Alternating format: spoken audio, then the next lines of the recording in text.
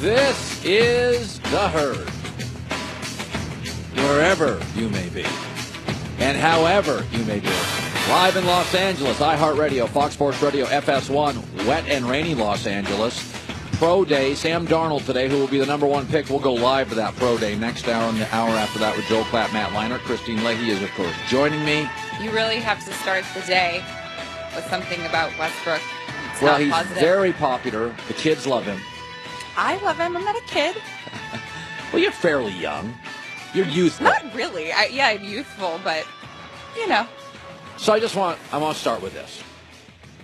I have always said point guards in the NBA are quarterbacks. That's why when people say, oh, Anthony Davis is going to take over the league, I always say, well, does he have his hands on the ball late? Is he controlling tempo? In the NFL, I overwhelmingly talk about quarterbacks. Why? Because there's 70 snaps a game for an offense, and they're the only guy that touches it every time. And I've said this, I'm very tough on quarterbacks because they not only have the ball, they call the plays, they control the tempo, they have the keys to winning games, especially late. Not a pass rusher, not a safety, not a Mike linebacker, not a slot receiver, not a left tackle. Quarterbacks should get the love, the money, and the criticism. Similar for point guards. Okay, the tempo. There's more possessions ever in the NBA. I don't care about wings. I don't care about bigs. Bigs aren't even playing on the floor with 3 minutes left because most of them can't hit a free throw outside of Karl Anthony Towns. Point guards dictate tempo, and when games get late, 2 minutes, 3 minutes left, I'm going to blame you or give you love if you're a point guard. So let me set the table for you. Oklahoma City played Boston last night. Gordon Hayward's been out for the year, and Kyrie Irving was out. This is a layup, right, for OKC. Okay, it's a layup. They should have won the game. But they are on the road. Brad Stevens is good, blah, blah, blah. And Boston plays defense. Oklahoma City is up 95-92. And they have the ball. So they're up 3. They have the ball. There's a minute left. They have the MVP, Russell Westbrook, their quarterback/point guard. So now think about this. You got the ball. All you got to do, waste some clock, drive, get fouled, take a good shot. What does he do here? Never passes. And what is the one thing he shouldn't do?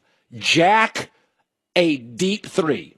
Now, he gets saved by a foul on the Celtics, so Steven Adams hits one free throw. But that 1 point's the difference. If you would have asked Boston what they wanted Westbrook to do there, it would have been, shoot a lousy 3. Russell Westbrook is the lowest rated three-point shooter in the league. Here's what Westbrook does really well. Drive. You can't stop him. Get fouled often and hit free throws. So here is a 10-year starting quarterback/point guard. There's a minute left. You lead by 3. You don't even have to be a basketball savant to figure out. Drive, get fouled, or settle for a really, really good shot with 1 or 2 or 3 seconds on the clock. No. Never passes. Takes the lowest percentage shot currently in the NBA. The lowest percentage shot in the NBA right now is a Russell Westbrook 3. That's the lowest, not a free throw, not a jumper. The lowest rated shot in the NBA right now is a Russell Westbrook 3. And he takes a long 3 with a guy on him. That's why I criticize Westbrook. 10 years in the league. You can blame Melo for this loss because he missed free throws. By the way, Steven Adams missed 1. Westbrook missed 1. The Melo free throw should have never mattered.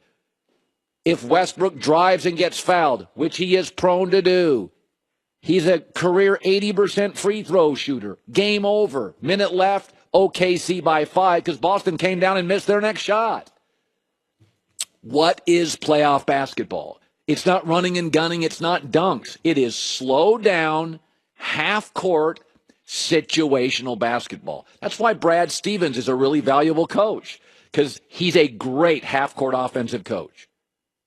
Last night, without Hayward, without Kyrie Irving, you got the MVP, Melo, Paul George, Steven Adams, 3-point lead, minute left. That is what you settled for. Go ahead, blame Melo. But I'm not going to blame the wide receiver for a loss with a minute left in the football game. That is on the quarterback. And that is exactly what drives me crazy. The announcers, it should be noted, the announcers were critical of him. I mean, you got to give the announcers credit. They spotted it too. Yeah, Adams bailed out a tough shot by Russell Westbrook there. Rick, you kind of looked at me on that shot, and it was a long one. Well, that's where they got to be better right there, especially from Russ, your point guard, especially 1 minute left to go. Get to the free throw line at least. Don't settle for that long shot. That was settling. That's why I'm tough on Westbrook.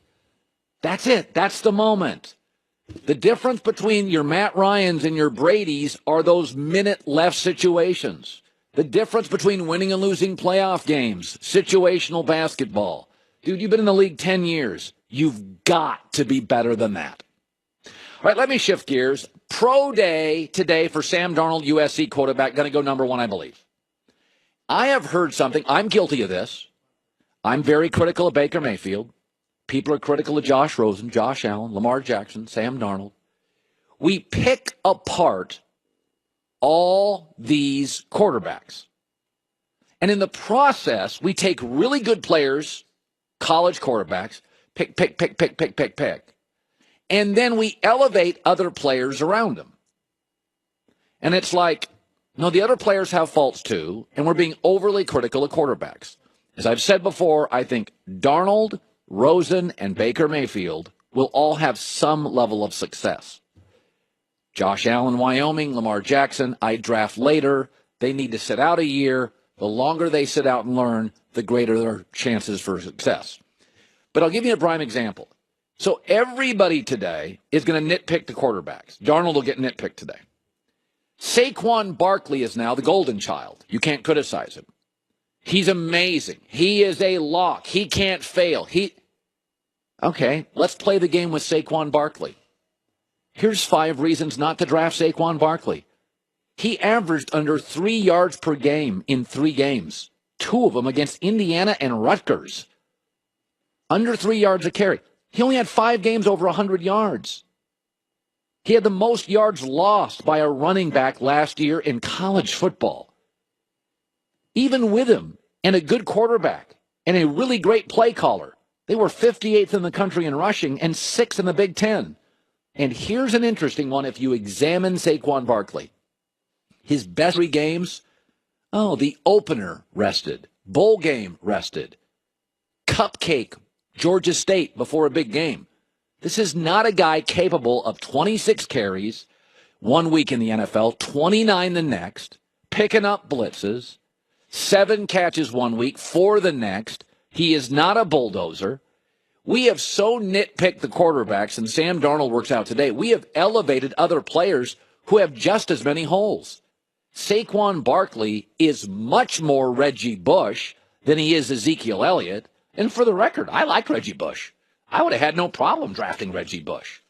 Here's Joel Klatt, who will be at Darnold's Pro Day, discussing Saquon Barkley, who outside of Klatt, everybody thinks is an absolute can't-miss player with no holes. No, I think that the narrative that Barkley is an every down, control the game back is a bit false. He was a home run hitter. This is not a control the game from the backfield back. He's an immense talent, but he's much more Christian McCaffrey than he is Leonard Fournette. Should Saquon Barkley or any running back be selected number 1 overall in any NFL draft? Absolutely not. Thank you. I'll say it again. The New York Giants are making a mistake passing on a quarterback when they have a 37-year-old quarterback. I'm not saying Eli Manning can't play for the next 2 years. Nate Solder, left tackle, will certainly help. But this nitpicking of quarterbacks, Barkley's your can't-miss guy. He could very well in the NFL be a tremendous Reggie Bush-level home run hitting situational guy. I just picked 5 holes that as a scout you'd have to at least acknowledge. There is no perfect player, and these quarterbacks are better than the critics are saying, and Barkley's not as good as all the analysts are predicting. Coming up next, it was so bad, so clickbait, so ridiculous that I'm actually embarrassed for my former employer.